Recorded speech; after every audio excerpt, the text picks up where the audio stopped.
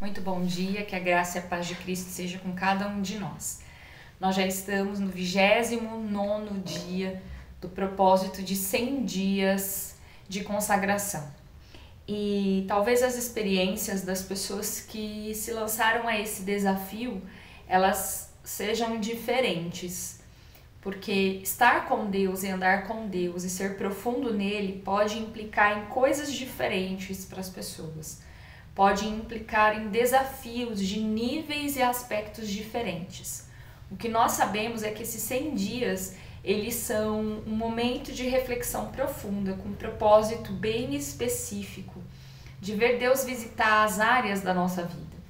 Permitir que o Espírito Santo ele visite e ele possa aplicar a vontade dele à luz da palavra, no exercício das disciplinas espirituais.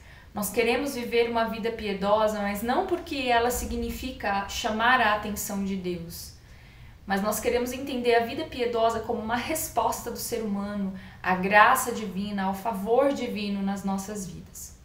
Então, que durante todos esses dias, que nós ainda não cumprimos nem 1/3 da nossa jornada, mas que esse aprofundamento possa ser uma espécie de lapidação, que a gente não fique desanimado a ponto de desistir do processo. Eu sei que ser moído, ser testado, ser provado, ele requer um entendimento nosso de checagem, que muitas vezes é doloroso, é profundo num nível que nós vamos sentir de verdade, de fato.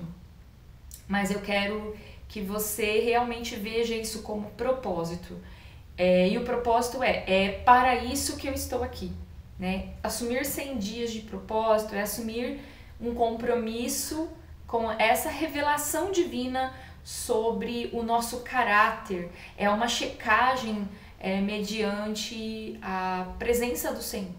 É eu dizer, Senhor, eu não vou sair desse lugar até que o Senhor me mostre a sua vontade, até que o Senhor me revele no que eu tenho sido bom, no que eu não tenho sido bom, o que eu tenho acertado, o que eu tenho errado, o que eu tenho feito conforme a sua vontade, no que eu tenho sido equivocado.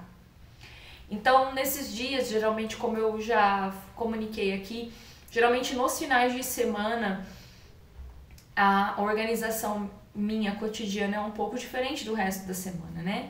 E são dias que eu tenho vivido intensamente várias coisas. E eu tenho sido muito checada, talvez não seja essa a sua experiência, mas eu estou trocando aqui para você entender como esses processos podem acontecer. Eu tenho sido muito checada no nível da expectativa do outro, né? Eu fazer para cumprir a expectativa do outro. Como nos 100 dias de propósito, um dos pontos, para mim pelo menos, é estar aqui falando, trazendo reflexão, fazendo um devocional. Muitas vezes isso pode ser um ponto, um fator mais importante do que a comunhão com Deus em si. Porque eu tenho aquela expectativa, as pessoas vão assistir, mas tirar também a expectativa. Eu tenho a consciência da partilha, mas isso não é o fundamental.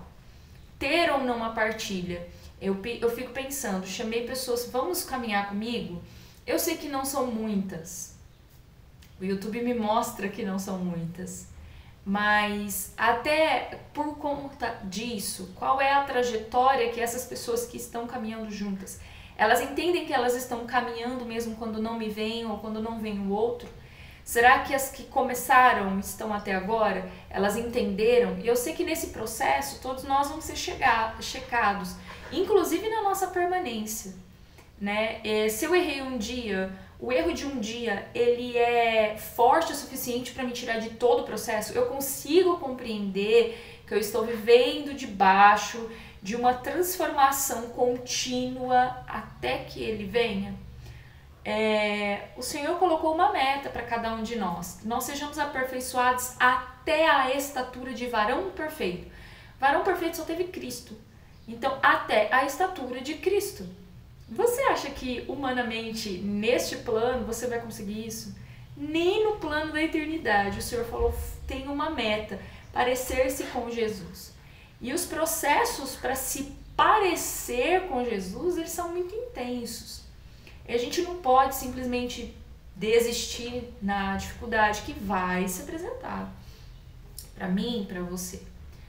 O desafio de parecer-se com Jesus é entender que nós estamos num processo de desenvolvimento do chamado do Senhor para a nossa vida. E aqui eu quero trazer a reflexão. O Senhor falou muito comigo nesse final de semana, muito intensamente. Eu tive um período de reserva mesmo, de separação, de introspecção muito profunda, de contemplação, de não falar, mas ouvir muito o que Deus estava querendo me falar. E já esses dias o Senhor tem falado muito ao meu coração sobre cultura do reino. Qual é o entendimento que a Igreja de Cristo precisa ter sobre a cultura do reino? Primeiramente, nós somos contra a cultura. Nós não somos um povo que se submete à cultura e tenta viver a cultura do mundo dentro da igreja sob a ótica cristã. Não é isso. É trazer a ótica cristã aos espaços que nós ocupamos. E nós ocupamos muitos espaços, não só o espaço da igreja. É um problema muito grande quando o cristão ele entende a manifestação da sua fé dentro apenas e reservadamente à igreja ou ao serviço da igreja. É quando eu visto a camisa da igreja que eu estou comprometido com o meu desenvolvimento, com a minha caminhada. Isso é muito pequeno. Isso é muito egoísta, na verdade. Porque o Senhor nos deixou aqui para vivermos outras coisas. E eu quero compartilhar isso com um trecho de um dos sermões mais importantes. Nesse final de semana também eu tive muito claro para mim que nós precisamos, com constância, estarmos lendo os evangelhos. Mateus, Marcos, Lucas e João. E ler, e terminando de ler de novo, sabe? Começar com Mateus, ir lendo até João, acabou João, voltar em Mateus e ficar nesse ciclo repetitivo mesmo. Por quê? Ali nós temos a biografia, os sermões que saíram da boca de Cristo. Não foi uma revelação por um profeta, não foi a revelação por um apóstolo. As coisas que saíram, o caráter, o andar, o agir, o pensar, o sentir de Cristo. Isso revela muito, porque se a meta para nós é sermos como Jesus, nós precisamos conhecer o que Ele falou com a própria boca. E aqui está o sermão mais profundo de Cristo, que é o sermão da montanha. E no capítulo 5 do livro de Mateus, versículo 13 até o versículo 16, ele fala do porquê nós precisamos adquirir esta ética, essa moral, essa cultura, esse conhecimento sobre Deus. Por que nós precisamos adquirir isso e nós precisamos trazer para a nossa vida? Não é, vou repetir aqui, beatificar as coisas do mundo. A igreja tem entendido de forma equivocada isso. Nós podemos caminhar na cultura para transmitir uma mensagem, mas a gente tem tentado trazer a cultura para a adoração a Deus. A adoração a Deus e a comunhão com Deus é uma coisa. Viver a nossa vida cotidiana tem que trazer esse relacionamento, as consequências, a atmosfera para a cultura que nós vivemos. Nós navegamos na cultura contemporânea para transmitir a mensagem, para cumprir a missão, mas a cultura não nos define, a cultura não nos molda. Se nós não tivermos essa vida de adoração e o entendimento de que o que nos molda é esse lugar em Deus, nós vamos ficar tentando forjar sistemas, porque quem que precisa de sistemas para parecer efetivo, para parecer bem-sucedido? É o mundo que cria sistemas, ciclos, processos, e a igreja tem comido disso, de ser produtiva, de ser relevante culturalmente.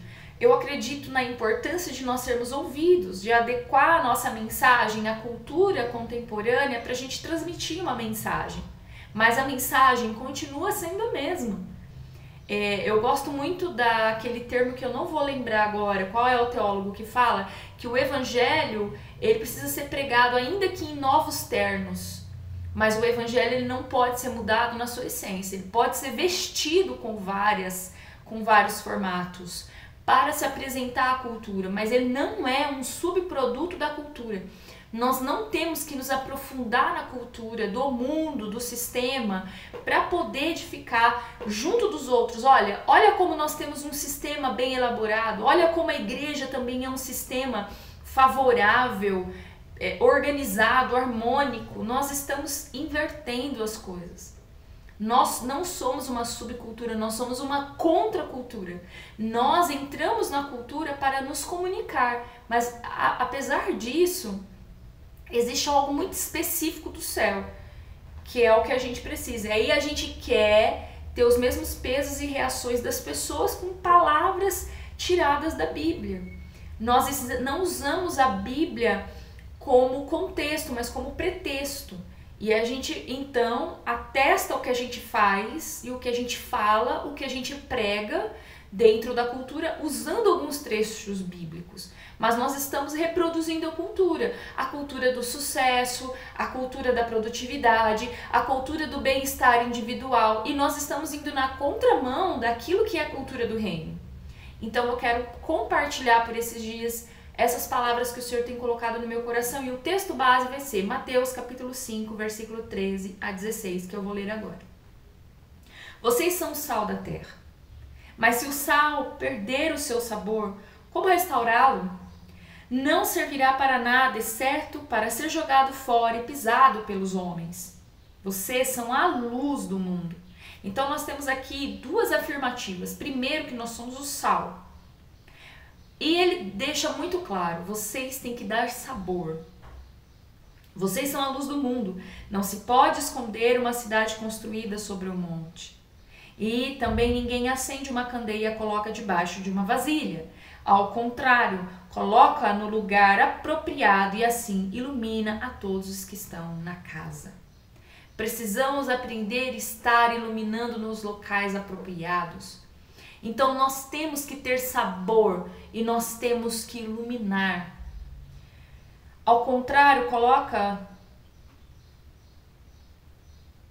no lugar apropriado, assim ilumina todos os que estão na casa. Assim, 16, brilhe a luz de vocês diante dos homens para que vejam suas boas obras e glorifiquem o Pai de vocês que está nos céus. Nós temos uma missão entregue, ser sal da terra e luz do mundo. E não é só como missão, é como transmissão. Isso até ultrapassa a visão. Ele vem antes, durante e depois da missão. Ser sal e ser luz tem a ver com a nossa identidade. E a identidade é forjada na cultura. Você consegue ver o estrangeiro pelas características que ele aponta da sua cultura original. Então, ainda que a gente esteja, por exemplo, num país diverso como o Brasil, que você não consegue identificar pela etnia uma pessoa, porque existem várias etnias que compõem o povo brasileiro, mas você consegue identificar um estrangeiro porque ele tem marcas, características, expressões, transmissões que são muito próprias da sua cultura original. O nosso problema é querer servir a Deus do ponto de vista da nossa cultura. E na verdade nós precisamos nascer de novo, porque nós precisamos nascer do reino, nós precisamos nascer do Espírito, para que a nossa identidade, para que as nossas características elas sejam geradas no Espírito e nós possamos transmitir a cultura de Deus, mas não de uma forma sistemática, não como sistema cristão evangélico, sistema cristão de vertentes aí cristãs. Nós não precisamos ser um sistema. Jesus nem deixou características, e é por isso que é tão importante ler os evangelhos, ele nem deixou características da criação de um sistema. O sistema veio da ideia humana para se associar ao evangelho. E aí tornar a mensagem do evangelho uma subcultura de um reino romano na época. Então essa igreja que se associou a Roma, ela perdeu a sua identidade em Deus. E como custou a nós nesses milhares de anos, mais de 1.500 anos, que nós temos vivido debaixo de sistemas. E não conseguimos romper com o sistema. para deixar de ser uma subcultura. Então, a cultura ela é mais forte, todas as coisas, todos os sistemas se colocam, o sistema político, o sistema religioso, o sistema familiar, o sistema social, tudo está debaixo da grande cultura. Se nós não invertermos as coisas e não virar, o mundo de cabeça para cima, voltá-lo de novo para Deus, nós vamos viver enfraquecidos o tempo todo, sem sermos efetivos na mensagem que nós queremos transmitir. Temos aqui um alvo muito claro, ser sal da terra e luz do mundo, dar sabor à vida das pessoas e iluminação. Mas o quanto nós temos nos deixado influenciar para ver se em algum momento nós podemos expressar as nossas opiniões. Eu sei que a questão da cultura, ela não é algo tão simples quanto falar. Nós precisamos entender que essas estruturas, o que é a estrutura de uma cultura, os hábitos, as crenças e os conhecimentos, mas que foram ensinados por Cristo, não pelo sistema religioso. Seja muito criterioso nisso. Se você quer viver uma vida em Deus, você precisa entender a distinção entre estar debaixo de um sistema religioso e ser pronto, à luz da palavra, dizer não até ao sistema religioso. Se errarem as autoridades humanas, nós temos a luz da palavra que ter a autoridade de dizer isso está errado, isso não é a luz de Cristo, não foi o que Jesus deixou. Porque tem pessoas que atestam a autoridade de homens acima da autoridade de Cristo. E outras religiões ditas cristãs, igrejas ditas cristãs, que colocaram a palavra do homem em linha e com o mesmo peso que a palavra de Cristo. Nós vamos ver no final desse mês aí, por conta da comemoração à Reforma Protestante, nós precisamos entender o legado deixado pelo Evangelho. Então nós precisamos ir na raiz do Evangelho, que foi deixado pelo próprio Cristo. Nunca, jamais um homem terá o poder e a autoridade de Cristo. Somente Cristo, somente Deus. A Ele toda glória. Não existe homem capacitado, igreja, religião capacitada para ter a voz de Cristo sobre ela, para ser a voz de Cristo. Então, trazer uma interpretação cultural do que Cristo veio trazer. Não existe interpretação cultural. Então, eles querem, ora, fazer de Jesus um grande Marte apenas, ora, fazer de Jesus um grande revolucionário, ora, falar de Jesus do ponto de vista de um elemento cultural, de romper com estratos sociais. Jesus não foi isso. Nós precisamos entender, Ele é o nosso Senhor e Salvador. Ele é o Rei dos Reis e Senhor dos Senhores. Não diminua a pessoa de Cristo para se submeter a uma cultura. Não faça a leitura de Cristo aos olhos da cultura. Cristo quer se revelar ao seu povo através do Espírito dele. E isso é uma experiência pessoal e intransferível. Não é ensinável. É apontável à luz da palavra. Você precisa de um relacionamento com a palavra de Cristo para que você o conheça, para que ele se revele a você através da palavra dele. Para que, conhecendo-o, você tenha sabor, porque você está comendo, você está sendo gerado em Cristo. E que você ilumine, porque você está sendo transformado na palavra de Cristo. Então, quando as pessoas verem você, verão Jesus, e quando andarem com você, provarão do gosto de Cristo. É isso que é a cultura do reino. Ter os seus hábitos, crenças e conhecimentos ensinados por Cristo e encontrado nas Sagradas Escrituras, não nos sistemas humanos. Uma coisa é a comunhão dos santos chamada igreja, que é o corpo místico de Cristo sobre a terra, que não está determinada pelas placas, pelas igrejas, pelos templos que construímos, pelo sistema humano. Isso foi criado numa adaptação nossa à cultura. Está longe de ser a vontade de Deus. A vontade do Senhor é que nós sejamos um corpo. E nós não nos identifiquemos e nem a gente se defina pelas placas, mas se defina por Cristo. pela experiência com o nosso Senhor e Salvador. Então, o que é a igreja? É a reunião dos santos. Então, nós não vamos prestar culto apenas na igreja, nós seremos uma celebração daquilo que temos vivido como culto a Deus. Então, a nossa expressão lá fora é culto a Deus. As pessoas conhecerão Cristo porque nós cultuamos ao Senhor dentro da cultura. Essa é a nossa expressão. Esse é o nosso valor, esse é o nosso legado, essa é a nossa identidade. E isso é um desafio muito grande a cada um de nós. Então, que essas palavras que o Senhor deixou em Mateus capítulo 5 possam reverberar durante essa semana no seu coração, porque nós estaremos falando sobre as características dessa cultura, como praticar essa cultura do reino. Então, que pelo Espírito Santo você reflita: Senhor, eu não quero refletir o sistema que eu pertenço. Eu não quero que quando as pessoas olhem para mim, elas identifiquem a placa, a igreja, o endereço físico, mas eles identifiquem um verdadeiro cidadão do reino dos céus. Porque se os homens e seus sistemas caírem, irmãos, se sua fé depende da comunidade que você participa, se a sua fé e a sua vivência com Deus dependem das pessoas que estão ao seu redor, se o sistema se levantar e destruir o sistema chamado igreja, o que vai sobrar de você? É por isso que as igrejas que mais crescem em proporção são as igrejas que estão lá nos países de alta perseguição, onde ser cristão é uma razão de ser condenado à morte. Eles não têm um sistema como nós e eles crescem mais do que a gente. Você sabe por que isso acontece? Porque eles entenderam a cultura do reino. O reino de Deus é chegado e ele está dentro de mim e dentro de você. Nós somos o reino.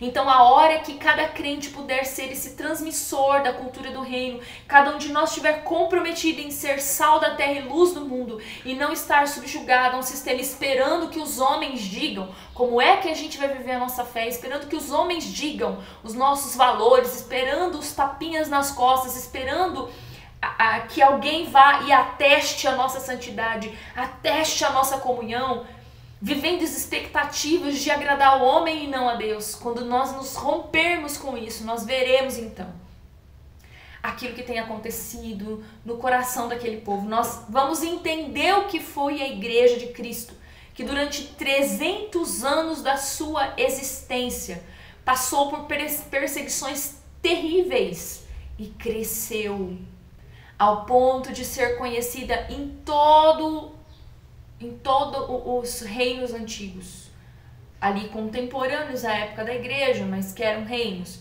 em todos os continentes ali que compõem, com exceção da América. Então, o que nós podemos entender disso? O que está nos faltando? Nós estamos buscando poder, nós estamos buscando e fazendo coisas para alcançar, sempre pensando que eu faço as coisas em Deus para obter uma resposta do céu. Né? O céu já nos respondeu, o céu já nos indicou, nós precisamos viver isso. Nós já recebemos, nós precisamos desfrutar disso, mas nós estamos ainda debaixo do mérito. Então eu estou fazendo várias coisas porque o Senhor, a partir desse momento, Ele vai se comprometer comigo. Que é mais compromisso do que Deus fez, que enviou seu próprio Filho para morrer no nosso lugar, pagar as nossas dívidas e nos dar a vida abundante que era dele. Ele veio partilhar a glória dele conosco. Tomou a nossa condenação e nos deu a glória. Então, o que mais que o céu precisa responder para nós? Nós precisamos entender a sua cultura, viver a sua cultura. E debaixo dessa cultura, sermos ministrados e usufruirmos do que ela tem para nós. Amém? Somente o Espírito Santo, irmãos, vai nos ensinar isso. Então, que a gente tenha essa paciência de estarmos debaixo da ministração dele e ter nosso coração e mente abertos, profundos, para poder usufruir disso. Amém?